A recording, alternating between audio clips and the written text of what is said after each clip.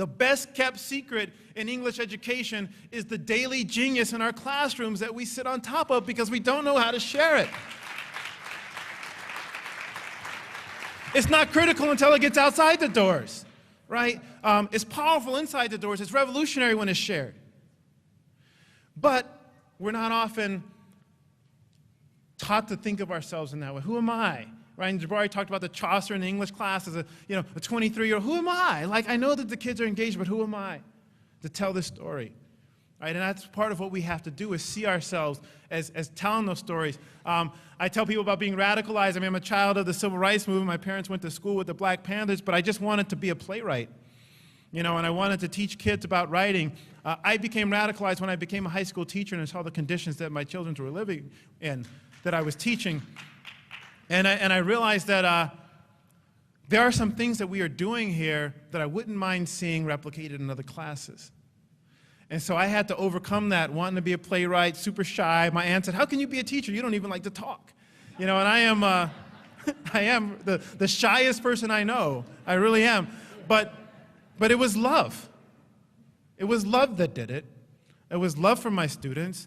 And it was that love manifested in a sincere concern for what was happening, but also a sense of hope that there is something we can do about this, right? That there is a future otherwise. We also have to see ourselves becoming advocates for change. I love the public work of composition, CEL, the Conference on English Leadership. Some of these pictures are from our advocacy day. How do we advocate? Well, we advocate internally in our districts. We advocate with our departmental colleagues. We advocate to parents and the public in our neighborhoods. We advocate to school boards. We advocate to state boards of education. We advocate federally, right? If the people who teach communication can't communicate, who's going to be able to communicate, right? We know how to do this. This is our living, right? We are writers, speakers, thinkers, and teachers.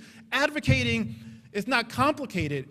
The complicated part is having the courage to do it. We know what to do, right? I think the hard part is doing it alone. And so part of a movement, it's much easier to walk in front of that tank when you got like 14 or 14,000 of your buddies walking out on that road with you. It's much easier to face fire hoses when there are like 5,000 of you and you are singing gospel hymns as you walk into those hoses. It is much easier when you are walking with people. NCTE should be the place to say, if you are about literacy and social justice, you don't have to walk alone. You do not have to walk alone. And so, to me, it's not about making the case for advocacy. It's about making the case for you as advocates. And I know I felt the same way. I knew advocacy needed to happen, but who was I? Well, who are we? We are the most powerful literacy organization in this country. And we are the oldest literacy organization in this country. We have the power to act. We have the moral obligation to act.